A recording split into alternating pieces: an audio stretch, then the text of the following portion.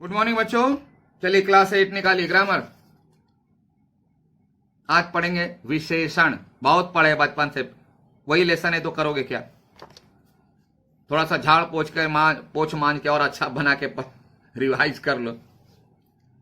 हम लोग सब जानते हैं संज्ञा या सर्वनाम की विशेषता बताने वाले पद को विशेषण कहते हैं।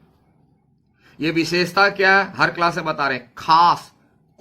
खास कुछ अलग, जो है वही नहीं, अलग कुछ खास कुछ स्पेशल। जैसे राम लड़का है तो हम कहां कह रहे हैं कि लड़की है और जानवर है, लेकिन कह राम अच्छा लड़का, ओ अच्छा लड़का है, चलिए खास बात हो गई। तो इस तरह से खास बात को ही विशेषता कहते हैं। अब देखिए, पहले विशेषण हम लोग पढ़े, अब है एक प्रविशेषण, यानी जो विशेषण तो है उसकी भी विशेषता बताता है। जैसे राम एक अच्छा लड़का है, ठीक है भाई, अच्छा लड़का मान लिए। अब अच्छा है तो बहुत अच्छा लड़का है, तो अच्छा को भी स्पेशल बना दिया, बहुत परसेंटेज में, बहुत अच्छा लड़का। तो ये बहुत क्या है? प्रविशेषण। अच्छा क्या है? विशेषण। और बहुत क्या है? प्रविशेषण। कोई दिक्कत? चलिए, अब विशेषण के 4 भेद हो जाते हैं। पिछले क्लास में पढ़ चुके हो, पढ़ते पढ़ाते तो माथा गर्म हो जाता है एक ही चीज को, सेम थिंग। फिर भी गुणवाचक, यानी जो विशेषण किसी के गुण, अवगुण, दोष, आकार, प्रकार, अवस्था को बताए, वह गुणवाचक विशेषण कहलाता है। लिखा हुआ है, गुण, दोष, स्थान, अवस्था सब उसमें आ गया। संख्यावाचक, जब कोई विशेषण किसी की संख्या को बताए, वह भी संख्या बताना, वह भी विशेषता है ना, वह संख्यावाचक विशेषण कहलाएगा। और जब संख्यावाचक है तो यहां इसके 2 भेद हो जाते हैं, निश्चित संख्यावाचक और अनिश्चित संख्यावाचक। यानी अगर संख्या कंफर्म है, निश्चित है, तो निश्चित संख्यावाचक, और अगर कंफर्म नहीं है तो अनिश्चित संख्यावाचक। जैसे उदाहरण देख लो, बाहर 4 कुर्सियां रखी हैं, 4 कंफर्म है, और बाहर कुछ कुर्सियां रखी है, कंफर्म नहीं है कुछ, तो ये कुछ हो जाएगा अनिश्चित संख्यावाचक विशेषण, और 4 हो जाएगा निश्चित संख्यावाचक विशेषण। आ जाइए परिमाण में, यानी परिमाण में होता है माप तोल या वजन करने वाली।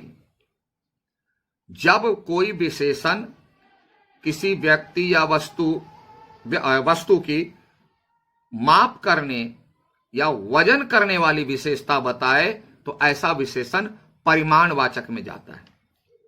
और अगर वह निश्चित है तो निश्चित परिमाणवाचक में, अनिश्चित है तो अनिश्चित परिमाणवाचक में। तो संख्या और परिमाणवाचक में थोड़ा सा ध्यान देना है, पिछले क्लास में ही बता चुके हैं बार बार। जो चीजें हम अपने डेली लाइफ में गिन करके इस्तेमाल करते हैं, लेन देन होता है गिन करके, वह जाएगा संख्यावाचक में। और जिसका उपयोग डेली लाइफ में हम लोग वजन करके या माप करके काम चलाते हैं, लेते हैं, यूज करते हैं, वह चला जाएगा परिमाणवाचक में। ख्याल रखना, अगर इस चीज को भूलोगे तो संख्या और परिमाणवाचक में मिक्स हो जाएगा, कंफ्यूज कर जाओगे। जैसे देखो, यह साड़ी 6 मीटर की है। मीटर क्या है? मापने वाला यूनिट है। 6 क्या है? कंफर्म है, निश्चित। 4 लीटर, लीटर क्या है? वजन का माप है। 4 क्या है? कंफर्म है, परिमाणवाचक, कंफर्म, निश्चित संख्यावाचक। 3 किलो आटा, 5 लीटर दूध, निश्चित परिमाणवाचक। अनिश्चित वाचक, अनिश्चित, घर में बहुत सब्जियां रखी, बहुत है, कितनी मालूम नहीं, लेकिन सब्जियों को क्या करते हैं? माप करके, तोल करके हम डेली में लाते हैं, इसलिए यह चला जाएगा परिमाण में।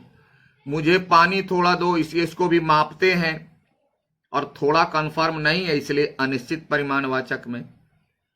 हम लोग पहले ही चर्चा किए कि जिसका उपयोग हम लोग डेली लाइफ में गिन करके करने वाले हैं, करते हैं, वह चला जाएगा संख्यावाचक में, चाहे वह निश्चित हो या अनिश्चित में हो। और जिसका मापतोल करके करते वह आ जाएगा परिमाणवाचक में। कन्फर्म है तो निश्चित, कन्फर्म नहीं है तो अनिश्चित। अब उसका डिफरेंस देखो नीचे दिया हुआ है आपका, संख्यावाचक और परिमाणवाचक में अंतर। संख्यावाचक विशेषण संज्ञा की संख्या बताते हैं, नंबर, जबकि परिमाणवाचक संज्ञा सर्वनाम का परिमाण यानी क्वांटिटी बताते हैं, है ना, कितनी मात्रा है। दूसरा, संख्यावाचक विशेषण से विशेषों को गिना जा सकता है। ये तक ना, गिना जा सकता है, काउंटेबल होना और काउंट करके यूज करना अलग बात है। मिठाई गिनी जा सकती है लेकिन वह परिमाण में आएगा, इसलिए यहां गिना जा सकता है नहीं, गिनकर उपयोग किया जाए डेली लाइफ में, इसलिए मैंने कहा यह ट्रिक है। जबकि परिमाणवाचक विशेषण विशेषों को मापा तथा तोला जाता है, यानी उसका यूज ही किया जाता है माप तोल करके। हम गिन करके यूज नहीं करते उसको, ना लेन देन करते हैं।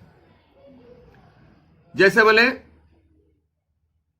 2 आम दीजिए, तो तुम 2 छोटा आम उठा लोगे तो दुकानदार क्या बोलेगा? वो पहले दिमाग में लगाएगा अंदाजा, मापेगा दिमाग में कि कितना वजन होगा और उसी हिसाब से आपको बताएगा। गिन के नहीं, दो अगर लियो तो 2 का 1 के हिसाब से नहीं वो देगा। हाँ, मिठाई भी होती है तो मिठाई आजकल गिनती के हिसाब से चलती है, लेकिन मिठाई का असली वर्क क्या है? वजन। वो तराजू लेकर के बैठा है, तराजू लेकर के बैठा है मापने के लिए, और दोनों बताएगा आपको। तो मिठाई किस में जाएगा? किस में जाएगी मिठाई? परिमाणवाचक में। आदमी के लिए कोई लेके बैठा हो ना तराजू, बोलेगा 2 किलो आदमी ले आओ, नहीं, है ना, वो गिना जा सकता है। तो ये दैनिक जीवन में, डेली लाइफ में जैसे यूज करते हैं उस पर डिपेंड करता है और उसी पर आपको बाइफरकेट करना पड़ेगा। अब आइए सार्वनामिक विशेषण, इसको बहुत आराम से समझो, कुछ नहीं है। जब सर्वनाम विशेषण का काम करे तो ऐसे सर्वनाम को सार्वनामिक विशेषण कहते हैं। यानी सर्वनाम का मूल काम है संज्ञा के बदले में आना, लेकिन वह संज्ञा के बदले ना आकर के संज्ञा की विशेषता बताए, संज्ञा के बारे में खास बात बताए, तो ऐसे सर्वनाम को कहते हैं सार्वनामिक विशेषण।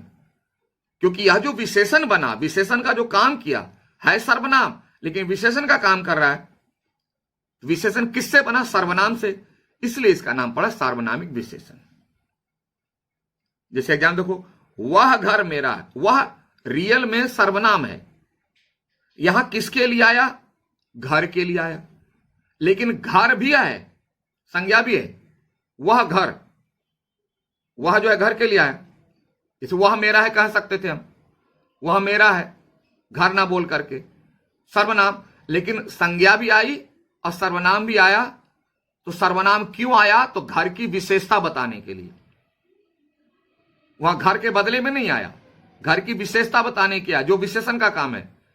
इसलिए यहां जो वह जो है सार्वनामिक विशेषण होगा। ठीक है। मेरा विद्यालय बहुत बड़ा है, विद्यालय बड़ा है कह सकते थे, तो मेरा विद्यालय, विद्यालय की विशेषता बताने के लिए विद्यालय भी आया और उसकी विशेषता बताने के लिए मेरा आ गया, मेरा विद्यालय, तुम्हारा नहीं, उसका नहीं। तो जब सर्वनाम अपना काम छोड़ करके विशेषण का काम करे, यानी जब विशेषण सर्वनाम से बना हो, तो इसे सार्वनामिक विशेषण कहते हैं। ठीक है। सर्वनाम और सार्वनामिक विशेषण में अंतर वही बात है जो बताएं, उसको पढ़ लेना। अब बताए विशेषण की अवस्थाएं, यानी विशेषण की अवस्थाएं, विशेषण की 3 अवस्थाएं होती है। पहली होती है मूलावस्था, यानी विशेषण जब अपने में रहता है, सेल्फ, अकेले में, यानी जब विशेषण का उपयोग, विशेषण पद का उपयोग किसी एक के लिए किया जाए तो वहां विशेषण अपनी मूलावस्था में रहता है, एक के लिए। राम एक अच्छा लड़का या राम अच्छा लड़का है, सिर्फ राम के लिए उपयोग हुआ, अच्छा है ना। और जब 2 के बीच किया जाए तो होता है उत्तरावस्था। और जब सबके बीच किया जाए तो होता है उत्तमावस्था। बुक में है मूलावस्था, उत्तरावस्था, उत्तमावस्था, जिसको अंग्रेजी में कहते हैं असर्टिव, असर्टिव कहते हैं ना, कंपैरेटिव, सुपरलेटिव। यानी जब एक के लिए विशेषण का उपयोग होता है ऐसे विशेषण को मूलावस्था में है। जब दो के बीच किया जाए और एक को बताया जाए उत्तरावस्था, और जब सबके बीच में बताया जाए सबसे अच्छा तो वह उत्तमावस्था। जैसे राम अच्छा लड़का है, ठीक है, राम मोहन से अच्छा है, दो के बीच, यहां हो जाएगा उत्तरावस्था। राम सबसे अच्छा है, उत्तमावस्था। और इसको बनाने का तरीका देख ले, जो मूल अवस्था है उसमें अगर तर लगा देते हैं तो होता है उत्तरावस्था के लिए, और अगर तम लगा देते हैं तो बन जाता है उत्तमावस्था के लिए। बना हुआ है अधिकतर, अधिकतम, न्यूनतर, न्यूनतम, ठीक है, इस तरह से बना लेते हैं, सब बना हुआ है, आप देख लोगे।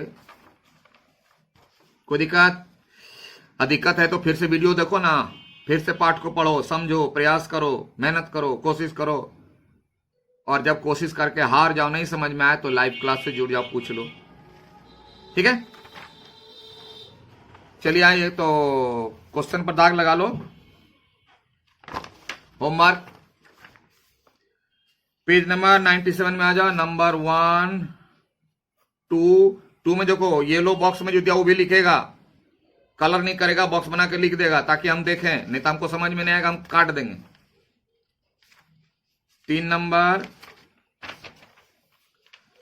4, 5, 6, 7, सातों सब लिखेगा, जो विद इन ब्रैकेट है, जो भी लिखा हुआ सब।